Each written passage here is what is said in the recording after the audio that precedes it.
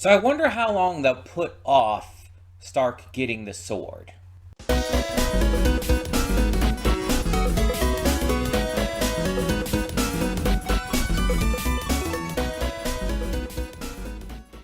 Hey everyone, welcome to Prince of the Gay. I'm your host Connie, and today we are here with episode 13 of Frieren.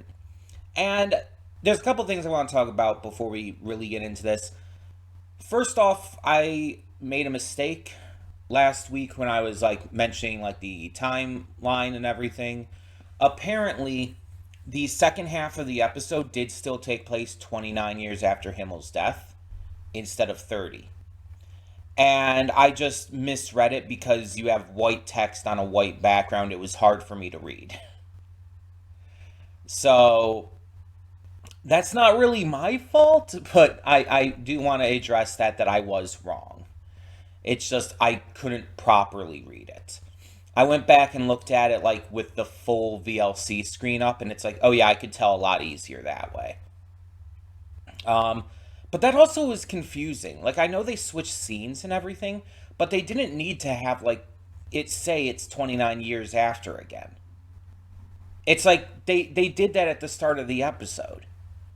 It's 29 years after Himmel the Hero's death, and it's then they did the exact same thing again. It's why?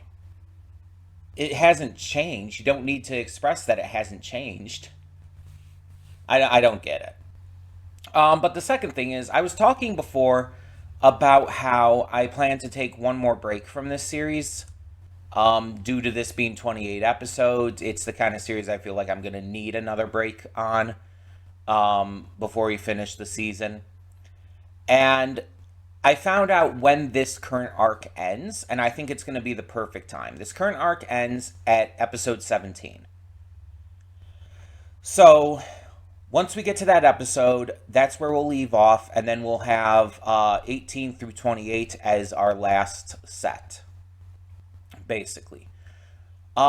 Which is pretty perfect. It leaves it into three separate parts of the reaction, split almost equally as we could pretty much get.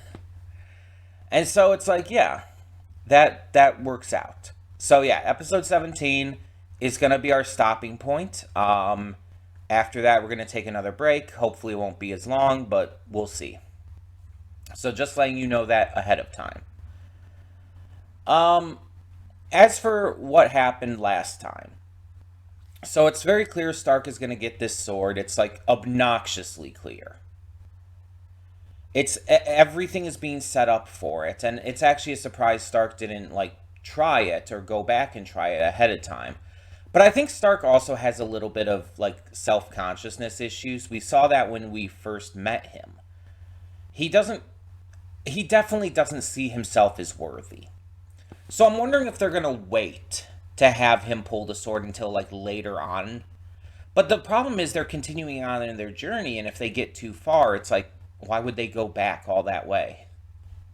That would be so much backtracking on their already long journey. Just feels like that wouldn't make a lot of sense, doesn't it? But I guess we'll see what happens. We also had the addition of Stark's birthday and all of that jazz that went with it. Fern wanting to give him a gift. Frieren being kind of a menace. Just some kookiness, generally speaking. Now, I believe it was this past weekend, we had the Crunchyroll Anime Awards. I want to address this as well. And a lot of people are saying this show got snubbed out of a lot of awards and Solo Leveling won too many. And I want to address this just on the video here. It's it doesn't matter. It doesn't matter what wins the Crunchyroll Anime Awards, because people are starting to realize, and I think it's pretty much it's self-admitted by Crunchyroll themselves, that the awards mean nothing. Your votes mean nothing. They've already said that the votes, and they say this publicly, it's on the awards website or whatever, the votes equal 30% of the actual tally to determine who wins an award. The votes that we go onto their website and put in is only 30% of the tally. The other 70% is a pre-chosen panel of judges that has already made up their minds. In other words, it's rigged. Our votes mean absolutely nothing. We are not going to affect it in any way, shape, or form. That is why Solo Leveling won so many awards and why so many people are pissed at that. And Frieren did win plenty of awards too. Frieren, I think, was the second highest winner. But the thing is, it was like Solo Leveling, Frieren, and I think one other show are like the only ones who won multiple awards. And it's like they completely dominated the ceremony, and a lot of other shows got snubbed out because of it. And it's proving to a lot of people more than ever. And there's a lot of people even like who have been commenting on this. It's not just been me, surprisingly, that it's like it shows like a lot of issues with their system and how things are worked. And there are some people who are kind of dumb about it, though. Like, I've seen some people like on TikTok saying that like it's just turned into a popularity contest, but it's not. That's the issue. The problem is it's not about popularity, and it should be. A lot of people say like, oh, an award show should be about like the impact it's had on the industry, and it's like, I get that. I understand what you're saying. But an award show like that specifically states this is the anime of the year. This is the anime that represents what people loved about this year of anime. The only way to determine that is by a 100% fan-voted system that we're just not going to get. Because no award show does that. Any award show that has fan voting is not 100%. It's going to be more like Crunchyroll's 30%. And then most award shows in general aren't even fan voted anyways. They're just panel voted, which is insanely rigged. Like, wasn't it the Oscars who just like made an announcement saying that they were going to now like have their judges be required to watch every movie in a category before voting? They didn't require that before. The judges may have only watched the only movie that they voted for and not watched any of the other movies in the category. It's so exceptionally biased. And yet the industry and people as a whole tend to put so much like faith in these award shows as to meaning something when they actively don't, because they're rigged and like basically they're fake. The winners are determined by a couple people, and it's like, again, completely biased. It's like you need a large group to determine the winners, which means you need audience polling. And it has to be like at least majority, but more preferably 100% audience polling. That is the only way to keep it intrinsically fair. Frieren not winning as many awards as Solo Leveling doesn't mean Solo Leveling's a better show. It doesn't at all. And I'm not saying it is or isn't, because I've only seen one episode, so I can't rightly say. At least not by my opinion. I know a lot of other people are saying like, oh, Solo Leveling is just aura farming. It doesn't have anything else to it. It doesn't have good story or depth or anything. Again, I can't personally say. I've only seen one episode so far. I'm not going to judge it based on that. But you also can't say it's better because of something like this. And like people have even been pointing out like that even one of the presenters for the anime awards, Garnt, also known as Giguk, he even was upset at how this all went down. And he was one of the presenters. And he was upset about how this went down because even he understands this is not right. When my anime list has a better rating system, a more fair and accurate rating system than an award series, that's saying something. Um, like my anime list can be trusted more in terms of what people actually like. And people do actually like solo leveling. It's undeniable that solo leveling is massive. No one's going to deny that. But it's not. It shouldn't have won as many awards as it did over other things. Like, people are especially pointing out, like, didn't it win, like, best main character? And people are pissed about that one especially. Because it's like, people are saying, like, Jin Woo is, like, a nothing of a character. It's like he has aura and that's it. That is his entire character, and that's not what makes a best main character. People are pissed about that one in particular. I think even more so than just the best anime. And it's like best voice actor. A lot of people are like, okay, fine, whatever. Alex Lee is amazing. He can deserve that. It's like that's fair, right? Best obviously English voice actor. But it's like, yeah, that one. It's like okay, fair enough, whatever. Alex Lee's great. No hate on Alex Lee. But it's like some others, it's like people are like complaining about specific awards going to it, and it's like, again, I can't personally speak because I've only seen one episode, but it's wild to me as well. I think Fern from this did win Best Supporting Actor though, so that's pretty cool. I mean, I do like Fern. I don't know who she was up against, and I probably haven't seen some of the others, so I can't say on that. Um, but I mean, I like her.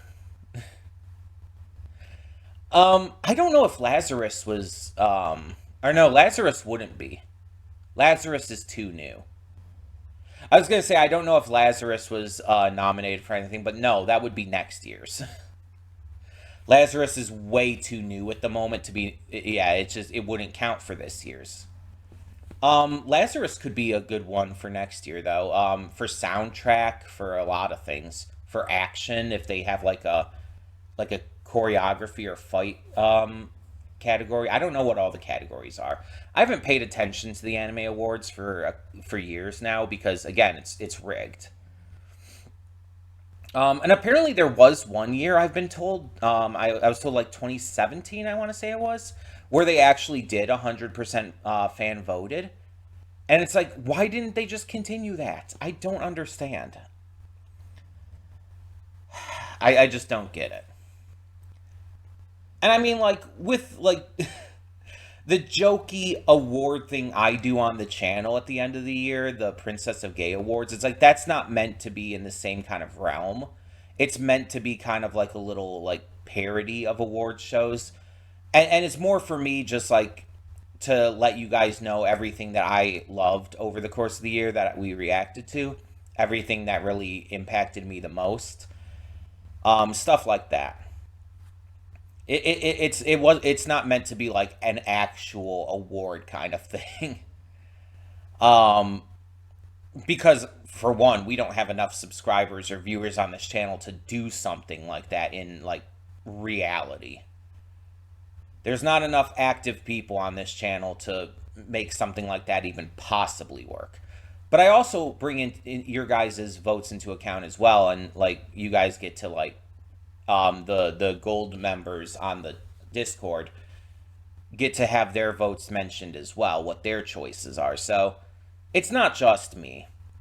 But again, that's more of like a satire of award shows, like it just to again an easier way than me making a bunch of videos saying, "Oh, these were all my favorite anime I reacted to this year. These were all my favorite characters, etc." It's like it consolidates it to one video, and it's just a fun way to do it. So before anyone brings that up, it's like, yes, that isn't like a fair award show thing, but it's not meant to be. I'm just like sharing what my favorite things that I reacted to this year were. Stuff like that. Anyway, we've talked long enough, so let's just get to today's episode and see what we have in store. Hold up just a sec. Before you click that link down in the description below to get to today's video, I want to remind you of all the awesome content we have both on this channel and the Princess of Gaming channel. Let's check it out.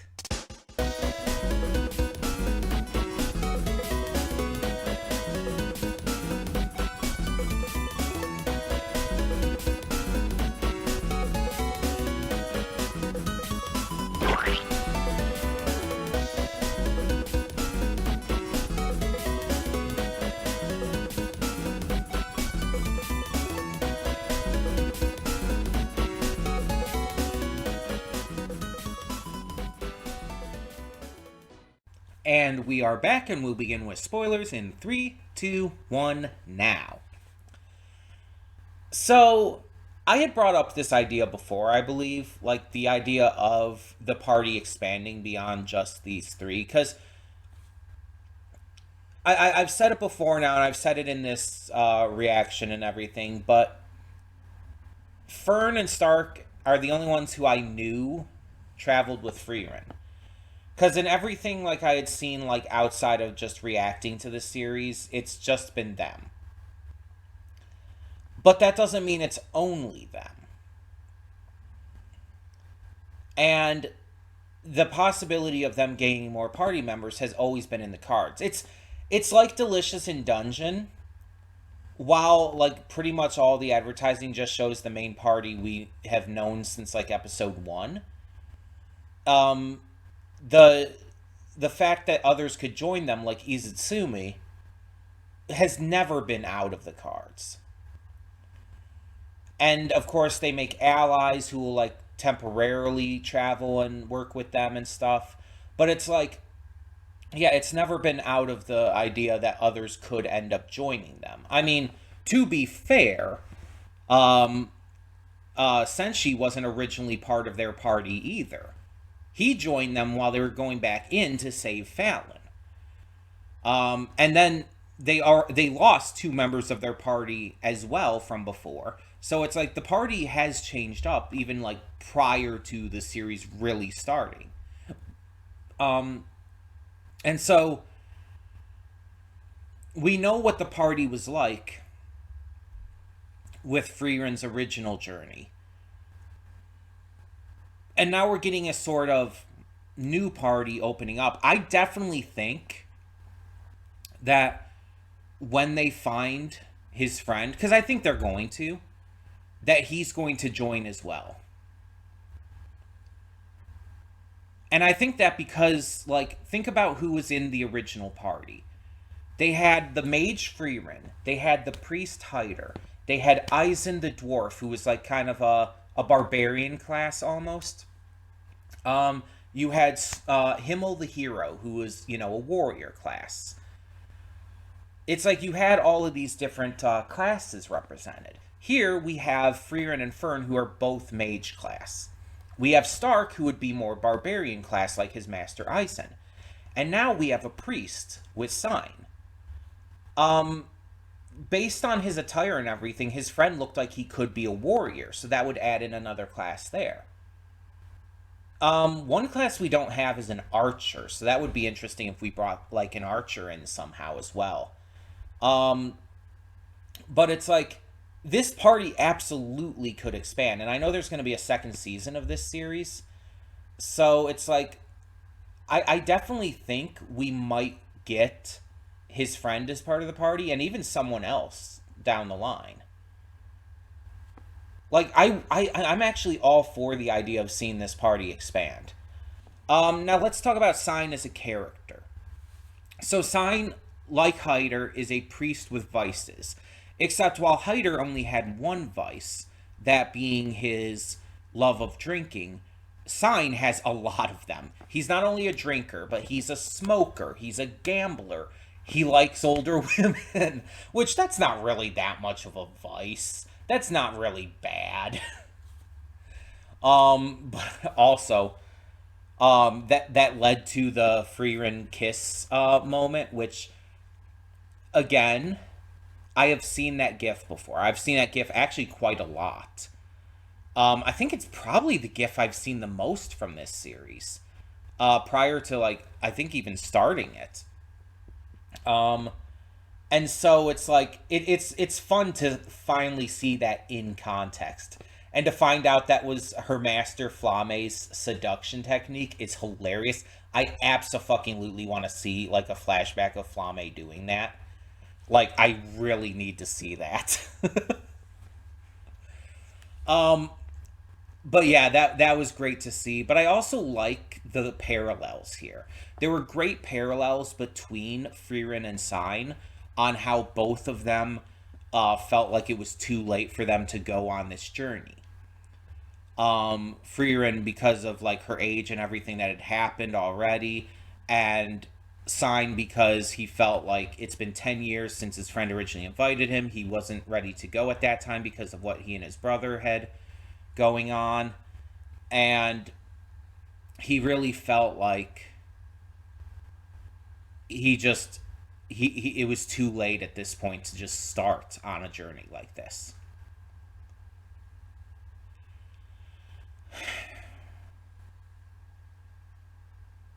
But I also like the moment where like Frieren's like, I hate you, I will have you come on this journey with me, because I instantly understood what she meant by that.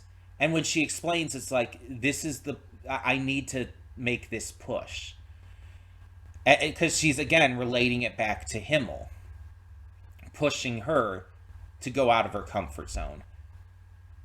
She's saying this because she wants him to take those steps to do what he never was courageous enough to do, and finally follow his heart. What she hates is this attitude, this self-defeating attitude he has, and she hates it because it reminds him of her. It reminds her of herself. She had this same attitude, and she even mentioned this earlier in the episode with her having self-loathing. She's she a lot of times comes across as very stoic, and I wouldn't say emotionless, but has very little like emotion on her face a lot of the time, outside of when she makes those goofy little like meme faces occasionally. And so she's seen a lot of herself in him, and specifically a lot of the parts of herself that she hates, the parts that she's trying to better herself on. The main reason for this journey is to better herself, to understand humans more, to make this connection that she missed with Himmel and that she regrets missing with Himmel. She doesn't want to lose that chance again. And because of that,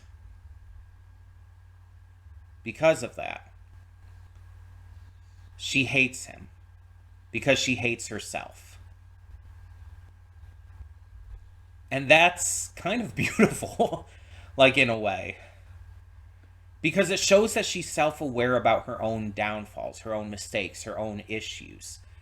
She's working to fix them, and she hates seeing someone else go through this and refusing to try and, follow his dreams, refusing to try and change himself. She hates seeing him in this position.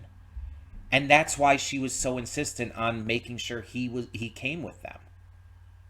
Why she wanted to push him to do this, because she wanted to do what was done for her. That's beautiful. That's awesome. That's great character work.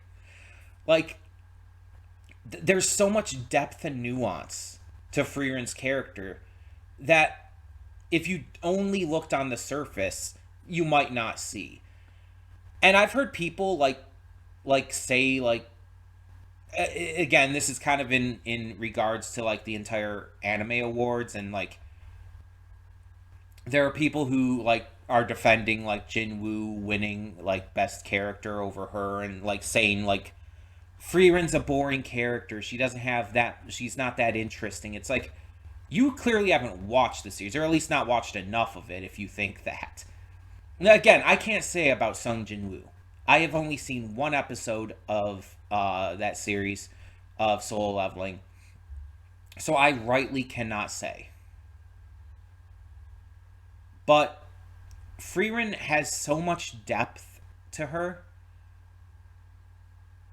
that is very apparent the more you watch. It becomes more apparent the more you watch. She is such a nuanced character, and it's great to see that continue to be addressed as we go along. And to see her, like, seeing her own faults in other people, it shows how much she's already changed. It shows that she's already, like, grown enough that she's able to identify those issues. And it's fantastic, honestly. It's great.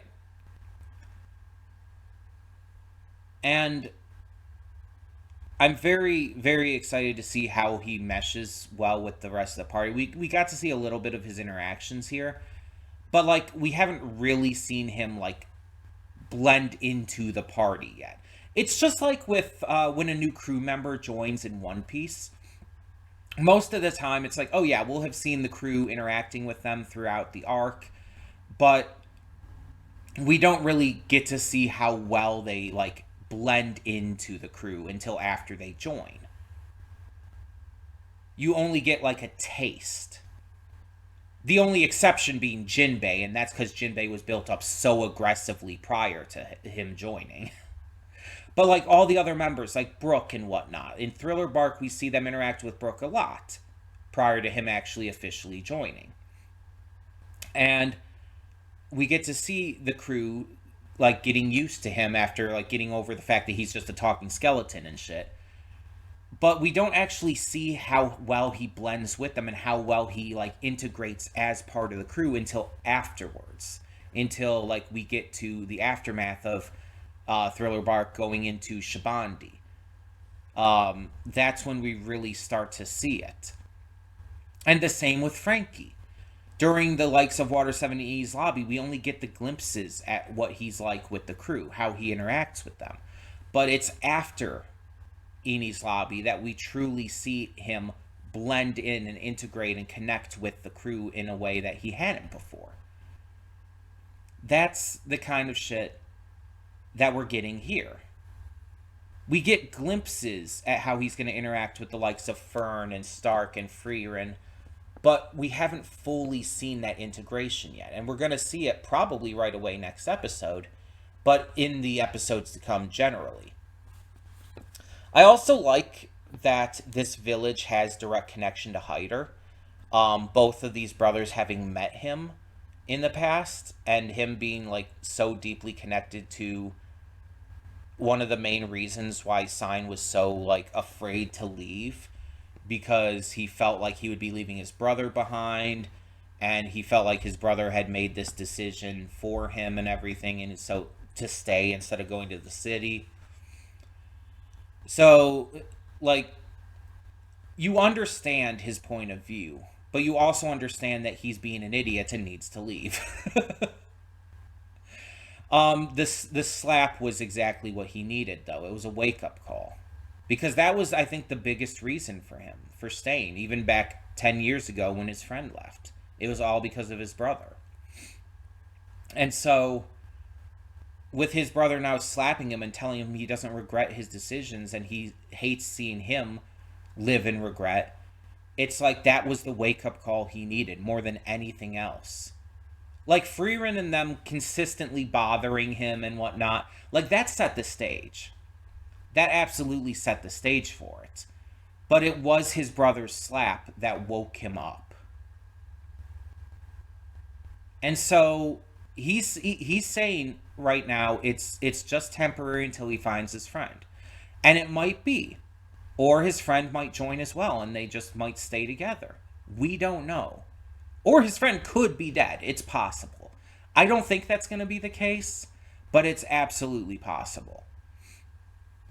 But either way, I do think he's probably going to end up staying with the party. He just doesn't know it yet. I like him so far. I think he's a really interesting character. I love how this episode introduces him to us. The episode just starts like without any context, but he's just talking to Frieren, telling his life story, and then it just like snaps out of frame to show that he's sinking in quicksand, and that's then Frieren found him, and that's why all of this is happening. It starts so suddenly without like any explanation, and then gives us that explanation in a very clever, well handled way. I really thought that was a fun idea because I was so confused at this time. I'm like, wait, who is this guy? Who is this fancy man? Who is this fancy man with the cute little ponytail? And then it like we get all of that. We get this information and everything.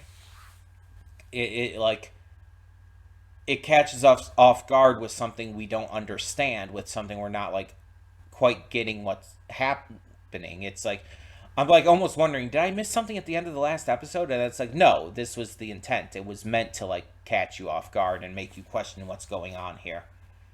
I can dig that. I can dig an episode of an anime just fucking with me a little bit at the beginning. um, but yeah, I like this so far. I think he definitely has. I think out of all of them, he has more connection with Stark at the moment than anyone else, which is pretty interesting. I mean, I guess I kind of get the idea. It's like, okay, yeah, they're both the guys of the group. They're gonna bond a little bit over that. Um, but still, it's like I feel like it's really interesting because I feel like Stark hasn't really had that companion yet. Like Fern and Frieren are obviously super close, and it's very clear that Fern has feelings for Stark, even if she won't admit it. She's being a little bit tsundere about it. Um, I think it's very clear. But at the same time, I feel like him having just another guy buddy to hang out with is like probably gonna be good for him, you know? Because he hasn't really had that. And he might even like form a little bit of a bond with him that reminds him of his brother, you know? And that would in turn remind Sign of his best friend. So it's like there might be a connection there through that. And that would be really cool to see. But yeah, this is a great episode. We got another party member, which is pretty great. And he's pretty cool so far. And it's just it's fun, like they go with this entire idea of like the priests with vices and all with this series. um and I've talked about it with Hyder. I get the idea behind it, but it's like drinking is not like a bad thing, and it's not like against God or anything, at least not in the Abrahamic religion, not in Christianity. Because it's like, no, Jesus like was turned water into wine and partied with people, and it's like, yeah, there was like all kinds of drinking. Smoking, just I don't think smoking in that kind of context existed back then, but I'm not sure.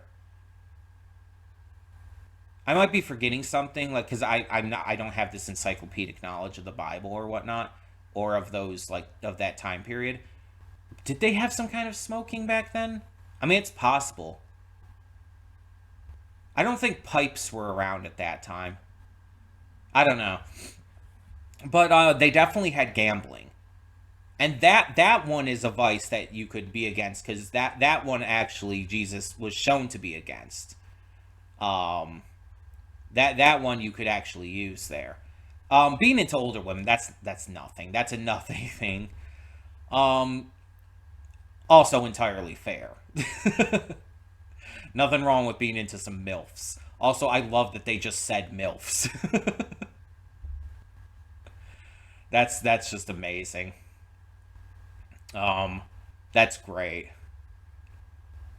Yeah, I've really enjoyed this. I think that this is like a great series, and I really like this episode. And I can't wait to see how he continues to blend with this crew, or not crew. I think back to One Piece again with this party. So that being said, let me know in the comments below what you thought of this episode. What did you think of Sign? What do you think about him joining the party as our newest member? And do you think he's going to join permanently, or do you think it will be a temporary thing? Either way, let me know your thoughts down below. No spoilers. Do not spoil me to anything that happens in the future. I am anime only, and I wish to remain spoiler free. That being said, thank you so much as always for tuning in. I'm Connie, and I'm signing off. See y'all next time.